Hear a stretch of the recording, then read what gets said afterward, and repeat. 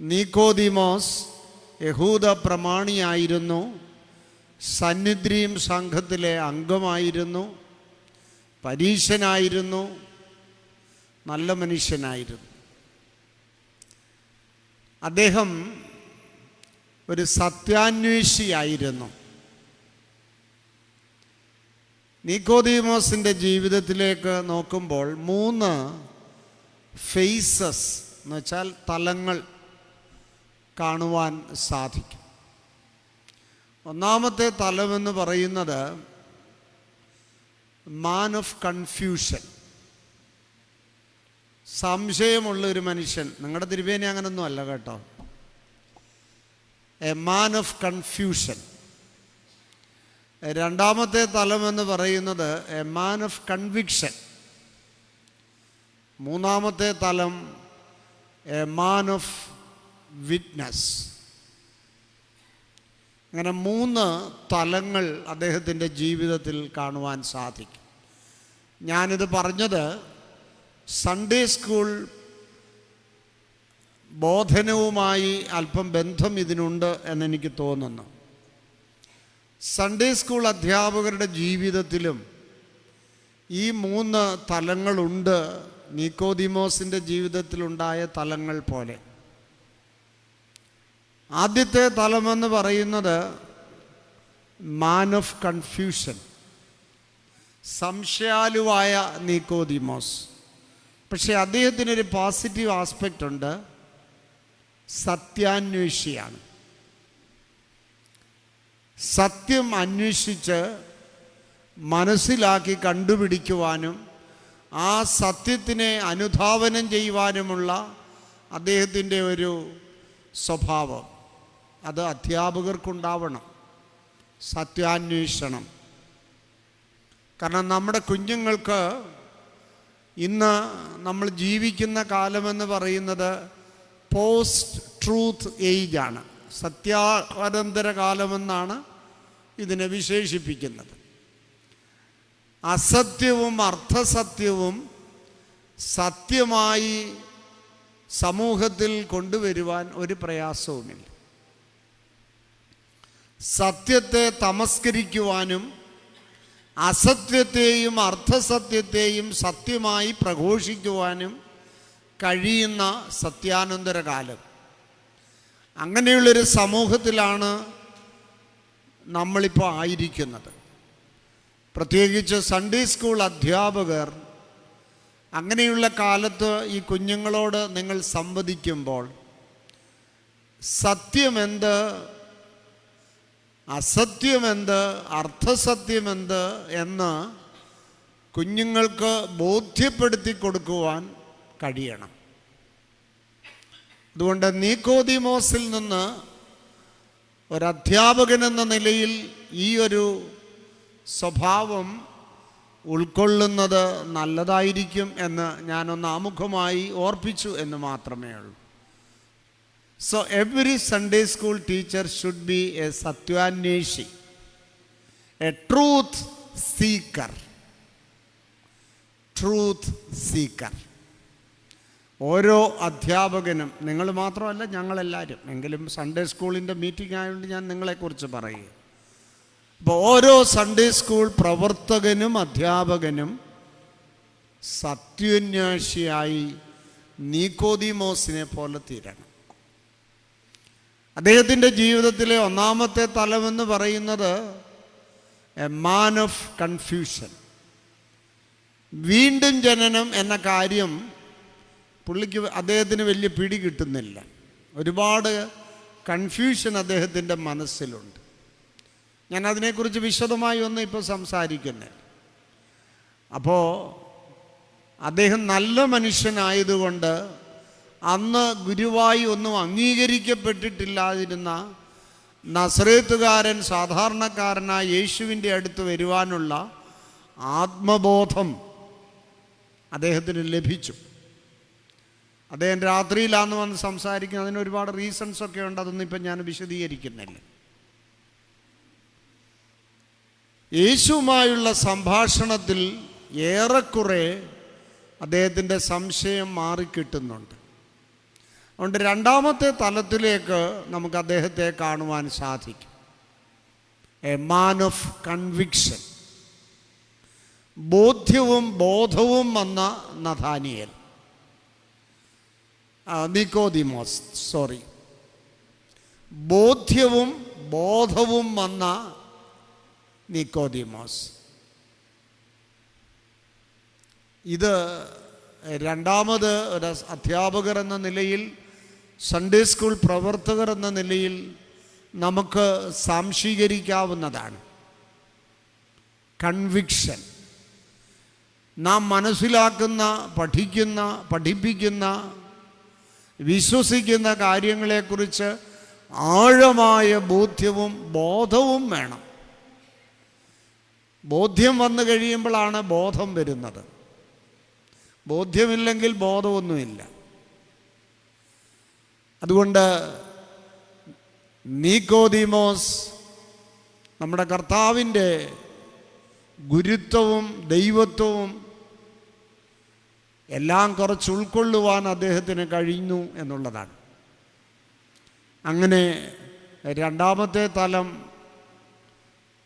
ബോധ്യവും ബോധവും വന്ന നിക്കോദിമോസ്, മാൻ of conviction. ഇത് വൈദികരായാലും അധ്യാപകരായാലും നമുക്കൊക്കെ ഉണ്ടാവേണ്ട ഒരു തലമാണ്.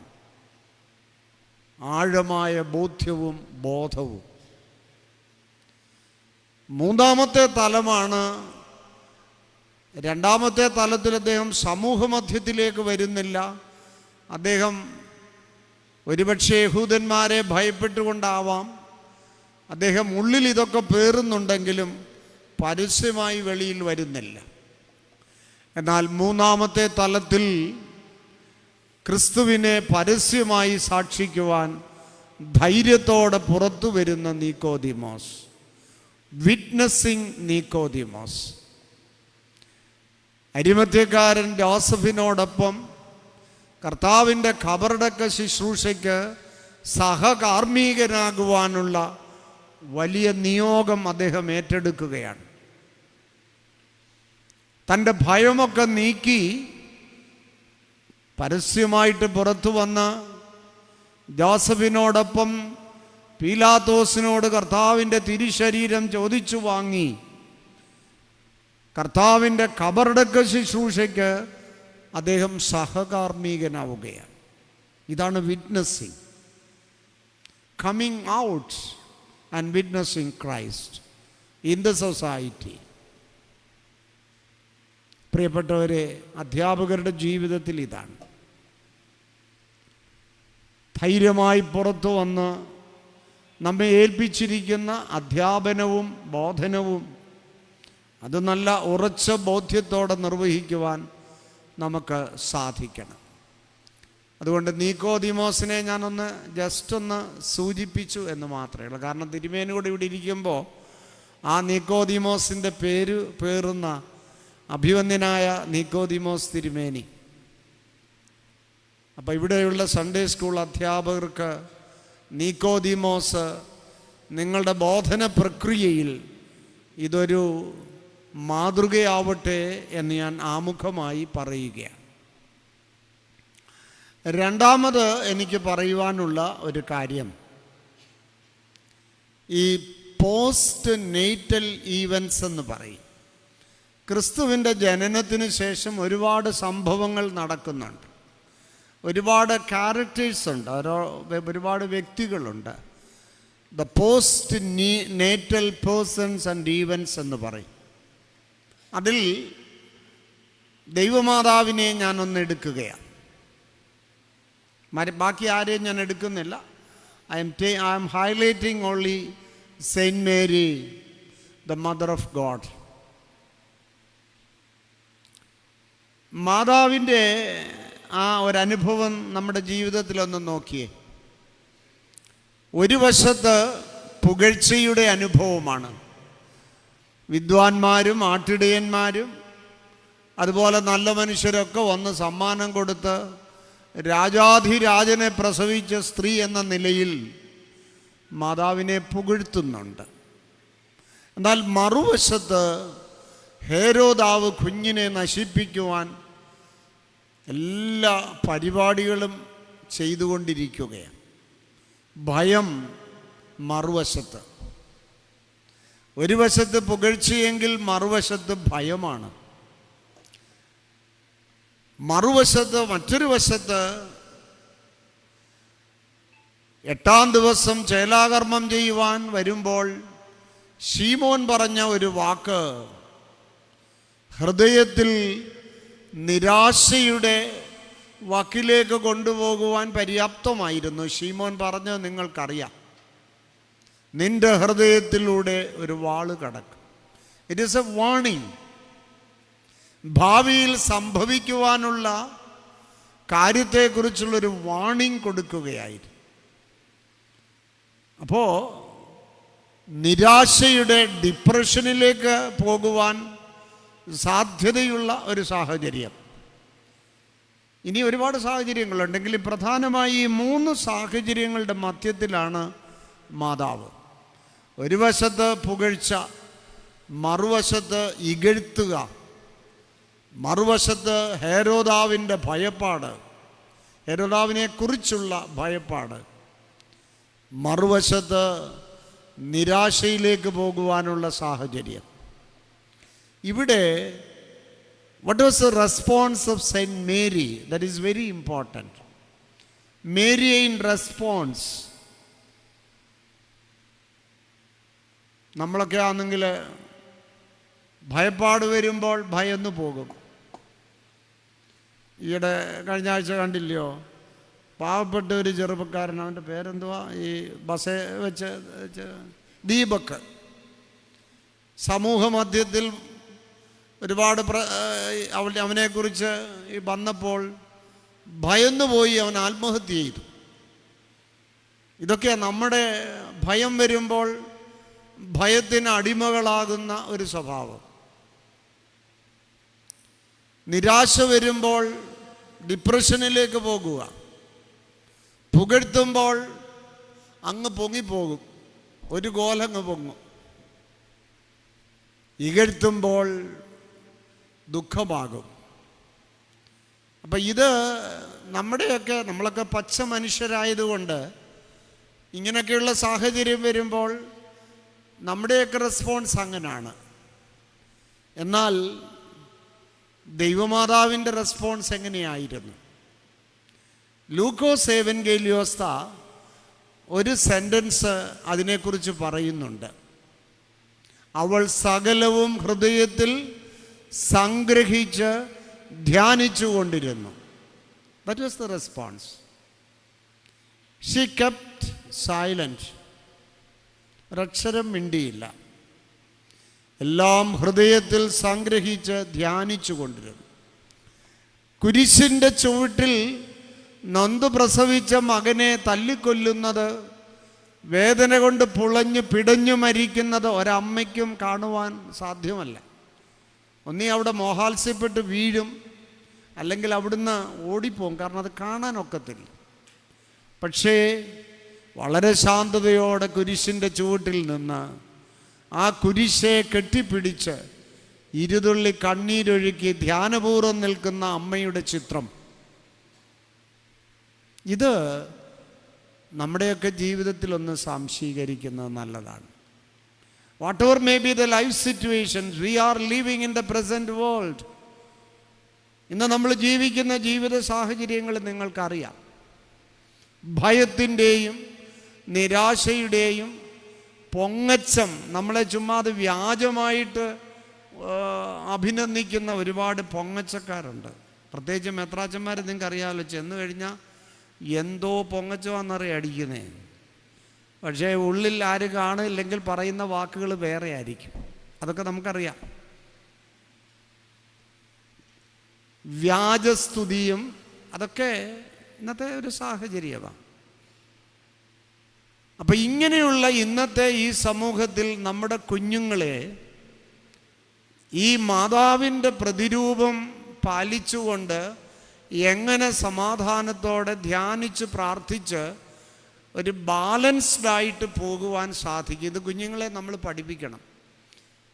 കാരണം ഇമോഷണൽ ബാലൻസ് ഇത് നമ്മുടെ കുഞ്ഞുങ്ങളിലേക്ക് പകരണം. ഇപ്പം പല കുഞ്ഞുങ്ങളും നിങ്ങൾക്കറിയാം, മാർക്ക് കുറഞ്ഞു പോയാൽ ഉടനെ ആത്മഹത്യ ചെയ്യും. പിന്നെ എന്തെല്ലാം കാര്യങ്ങളാണ്, എന്നെക്കാൾ കൂടുതൽ നിങ്ങൾക്കറിയാമല്ലോ. അപ്പം ഇങ്ങനെയുള്ള ഈ കുഞ്ഞുങ്ങളെ കൈകാര്യം ചെയ്യുമ്പോൾ ഏത് സാഹചര്യത്തെയും ഒരു ബാലൻസോടെ അഭിമുഖീകരിക്കുവാൻ കഴിയുന്ന ഒരു മെച്യൂരിറ്റി നമുക്കുണ്ടാവണം.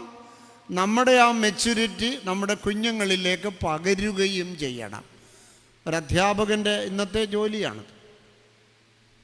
പണ്ടാണെങ്കിൽ കുടുംബങ്ങളിൽ നിന്ന് ഈ വൈകാരികമായ ബുദ്ധിപരമായ പല കാര്യങ്ങളുമായിട്ടും ഉള്ളതായ ഒരു പോസിറ്റീവായിട്ടുള്ള റിയാക്ഷൻ അവരുടെ കുടുംബങ്ങളിൽ നിന്ന് അതിനൊരു ട്രെയിനിങ് ഒക്കെ കിട്ടുമായിരുന്നു. ഇപ്പോൾ അതൊന്നുമില്ല. സമൂഹത്തിൽ നിന്ന് ലഭിക്കുമായിരുന്നു. സെക്യുലർ എഡ്യൂക്കേഷൻ മേഖല അവിടെ നിന്നെങ്ങും how to lead a balanced life, ഏത് ജീവിത സാഹചര്യങ്ങളിലും മറിഞ്ഞു പോകാതെ ഒരു ബാലൻസ് കീപ്പ് ചെയ്തുകൊണ്ട് ജീവിപ്പാൻ എങ്ങനെ സാധിക്കും എന്നുള്ള പാഠങ്ങൾ നമ്മുടെ കുഞ്ഞുങ്ങൾക്ക് പഠിപ്പിച്ചു കൊടുക്കണം. ഇംഗ്ലീഷിൽ ഇൻഡിഫറൻസ് എന്ന് പറയും. ഇൻഡിഫറൻസ് എന്തോ വന്നാലും വലിയ കാര്യമായിട്ടൊന്നും എടുക്കത്തില്ല. അത് സന്യാസ ജീവിതത്തിൻ്റെയും ആധ്യാത്മിക ജീവിതത്തിൻ്റെയും ഔന്നത്യത്തിലുള്ളവരെ പരിശോധിച്ചാൽ നല്ലപോലെ അറിയാം. ഇൻഡിഫറൻസ് മലയാളത്തിൽ നമ്മളത് പറഞ്ഞാൽ, മലയാളത്തിൽ എന്താ വെച്ചാൽ പറയുന്നത്, നിസ്സംഗത. നിസ്സംഗത, ഒരാത്മീക നിസ്സംഗത എന്ന് വെച്ചാൽ ആത്മീയ കാര്യത്തിൽ നിസ്സംഗത എന്നല്ല, നമ്മളൊരു മെച്യൂരിറ്റി ഇത് നമുക്കുണ്ടാവണം. എന്നാലേ നമുക്ക് ഒരു നല്ല ലീഡറായിട്ടിരിക്കണമെങ്കിൽ, ഇപ്പോൾ ഞങ്ങൾ മാത്രാച്ചന്മാരാ, എന്തേലും ഒന്ന് കണ്ടു കഴിഞ്ഞാൽ പെട്ടെന്ന് ദേഷ്യപ്പെടുവാന്നേ കാര്യമൊന്നും നടക്കത്തില്ല. അതുപോലെ പലരും നമ്മളെ ഇകഴ്ത്തും, നിരാശയുടെ പെട്ടെന്ന് നിരാശരായിപ്പോയാൽ പിന്നെ ഒന്നും ചെയ്യാനൊക്കത്തില്ല. ഈ കാണുന്നവരൊക്കെ ചുമ്മാ അത് ആവശ്യമില്ലാതെ നമ്മളെ പൊക്കും. അതും കേട്ട് കൂടുതൽ പൊങ്ങാനൊന്നും പോകരുത്. അപ്പോൾ ഏത് ജീവിത സാഹചര്യങ്ങളിലും ഒരു മെച്യൂർഡായിട്ട് ബാലൻസ്ഡായിട്ട് നമുക്ക് കഴിയണം. അതിന് ഒരു ദൈവികമായ നിസ്സംഗഭാവം, ഇൻഡിഫറൻസ് നമ്മൾ ഡെവലപ്പ് ചെയ്യണം. ഞാനൊരു ഉദാഹരണം പറയാം. ഒരുപക്ഷെ നിങ്ങൾ കേട്ടിട്ടുണ്ടോ എന്ന് എനിക്കറിയാൻ വയ്യ. കാലം ചെയ്ത പരിശുദ്ധ ബസേലിയോസ് മാത്യൂസ് ദ്വിതീയൻ ബാവാ തിരുമേനിയെ മിക്കവാറും പേരൊക്കെ കണ്ടു കാണുമെന്ന് എനിക്ക് തോന്നുന്നത്. പിന്നെ ഇപ്പോഴത്തെ ചെറുപ്പക്കാരൊന്നും കണ്ടു കാണത്തില്ല. അദ്ദേഹം ഏഞ്ചൽ അച്ഛനായി, മാത്യൂസ് അച്ഛൻ ഏഞ്ചൽ അച്ഛനായി ഓതറദേറായിൽ താമസിക്കുമ്പോൾ നടന്ന ഒരു സംഭവം ഞാൻ പറയാം. അദ്ദേഹത്തിന് അധികം പ്രായമില്ല, എനിക്കൊന്നൊരു 35 വയസ്സ് താഴെയാണെന്നാണ് എനിക്ക് തോന്നുന്നത് ആ സമയത്ത്. കാരണം അദ്ദേഹം മെത്രാനാകുന്ന 36ാമത്തെ വയസ്സിലാണ്. അപ്പോൾ അതിന് താഴെയായിരിക്കും. അവിടെ താമസിക്കുമ്പോൾ ആശ്രമത്തിൽ ഓതറദേറായിൽ ജോലിക്കൊക്കെ വരുന്ന ഒരു യുവതിയായ സ്ത്രീ, ഭർത്താവില്ലാത്ത യുവതിയായ സ്ത്രീ ഗർഭിണിയായി ഒരു കുഞ്ഞിനെ പ്രസവിച്ചു. അപ്പോൾ ഇവൾക്ക് രക്ഷപ്പെടാൻ വേണ്ടി ഇവൾ പറഞ്ഞു, ഈ കുഞ്ഞിൻ്റെ ഉത്തരവാദി മാത്യൂസ് അച്ഛനാണ് എന്ന് അവൾ അങ്ങ് അടിച്ചു. ആര് കേട്ടാലും വിശ്വസിക്കുകയും ചെയ്യും. കാരണം മാത്യൂസ് അച്ഛൻ അവിടെ ആശ്രമത്തിലെയാണ്, ഇവൾ അവിടെയൊക്കെ ജോലിക്ക് വരുന്നത് ആശ്രമത്തിൻ്റെ അകത്ത്. നമ്മളൊക്കെ ആണെന്ന് എന്തോ ചെയ്യും? ഞാനോ നിങ്ങളോ, ഞങ്ങളാണെങ്കിൽ ഇപ്പോൾ ഉള്ളവരൊക്കെ ആണെന്ന് എന്തോ ചെയ്യും? ഞങ്ങളിത് മനസ്സാവാച അറിഞ്ഞിട്ടില്ലേ എന്നും പറഞ്ഞ് നമ്മൾ പ്രൂവ് ചെയ്യാനായിട്ട് പോയില്ലയോ? അല്ലെന്ന് മാത്യൂസ് അച്ഛൻ ആണെന്നും പറഞ്ഞില്ല, അല്ലെന്നും പറഞ്ഞില്ല. അദ്ദേഹം ഇത് കേട്ട് കഴിഞ്ഞപ്പോൾ അദ്ദേഹം ദൈവികമായൊരു തീരുമാനമെടുത്തു. അവിടെ കൊച്ചൊരു ചാപ്പലുണ്ടായിരുന്നു. ചാപ്പലിൽ കയറി അദ്ദേഹം ഒരു ഉപവാസം സ്വയം ഏറ്റെടുത്തു. വെള്ളം മാത്രം കുടിച്ച് പ്രാർത്ഥിച്ച് ഉപവസിക്ക് ദേവാലയത്തിലിരുന്ന് പ്രാർത്ഥിക്കാൻ തുടങ്ങി. നടന്ന സംഭവം, ഇത് കഥയൊന്നുമല്ല കേട്ടോ. 3-ാം പൊക്കം 3-ാം ദിവസം ഈ സ്ത്രീ കുഞ്ഞിനെ എടുത്തോണ്ട് ഓതറ തെരുവിൽ കൂടെ വട്ടായിപ്പോയി. ആ സ്ത്രീക്ക് ഇച്ചിരി വട്ടായിപ്പോയി. ഈ കുഞ്ഞിനെ എടുത്തോണ്ട് ഓതറ തെരുവുകളിൽ കൂടെ വിളിച്ചു പറഞ്ഞ് നടന്നു, ഈ കുഞ്ഞിൻ്റെ ഉത്തരവാദി മാത്യൂസ് അച്ഛനല്ല, ഒറിജിനൽ ആളിനെ വിളിച്ചു പറഞ്ഞു, ഇന്നാരാന്ന് പറഞ്ഞു, ഞാൻ പറഞ്ഞത് തെറ്റിപ്പോയി, ക്ഷമിക്കണമെന്നും പറഞ്ഞ് ഇവൾ വിളിച്ചു പറഞ്ഞ് നടക്കും. അതേസമയം ആ ഒറിജിനൽ ഉത്തരവാദിയായ പുരുഷൻ അവനും വട്ടായിപ്പോയി അല്പം. അവനും ഓതറ സ്ട്രീറ്റിൽ കൂടെ ഞാനാണ് ഈ കുഞ്ഞിന് ഉത്തരവാദി എന്നൊക്കെ വിളിച്ചു പറഞ്ഞ് ഇങ്ങനെ വട്ടന്മാരെ പോലെ നടക്കാൻ തുടങ്ങി. അതിനുശേഷമാണ് ഏഞ്ചൽ അച്ഛൻ മാത്യൂസ് അച്ഛൻ ഉപവാസം നിർത്തി ഭക്ഷണം വന്നു. ഇതാണ് ആത്മീക നിസ്സംഗത എന്ന് പറയുന്നത്. പ്രാർത്ഥനാപൂർവം ഏത് ജീവിത സാഹചര്യങ്ങളെയും തമ്പുരാൻ്റെ സന്നിധിയിൽ സമർപ്പിച്ച് കുരിശെ കെട്ടിപ്പിടിച്ച് കരഞ്ഞ് ദൈവസന്നിധിയിൽ സമർപ്പിക്കുന്ന സകലവും അവൾ ഹൃദയത്തിൽ സംഗ്രഹിച്ച് ധ്യാനിച്ച് പ്രാർത്ഥിച്ചു കൊണ്ടിരുന്നു. So this is the positive response. ആധ്യാത്മിക തലത്തിൽ പ്രവർത്തിക്കുന്ന ഞങ്ങളെപ്പോലെയുള്ളവർക്കും സൺഡേ സ്കൂൾ പ്രവർത്തകരായ നിങ്ങൾക്കും ഈ ഒരു ആത്മീക നിസ്സംഗതയുടെ ഭാവം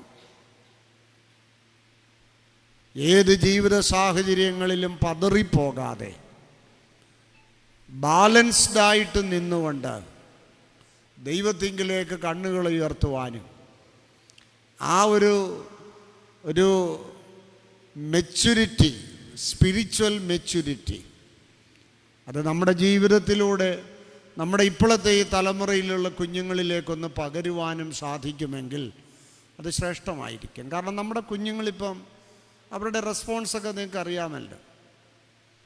ഒരു പക്വതയുടെ റെസ്പോൺസ് ഇന്നില്ല, ഇന്നത്തെ തലമുറയിലില്ല. അപ്പോൾ അങ്ങനെയുള്ള കുഞ്ഞുങ്ങളിലേക്ക് ആത്മീയ പക്വതയുടെ, ആത്മീയ നിസ്സംഗതയുടെ ദൈവിക ഭാവം പകരുവാൻ എൻ്റെ പ്രിയപ്പെട്ട അധ്യാപകർക്ക് സാധിക്കട്ടെ എന്ന് ഓർപ്പിക്കുന്നു.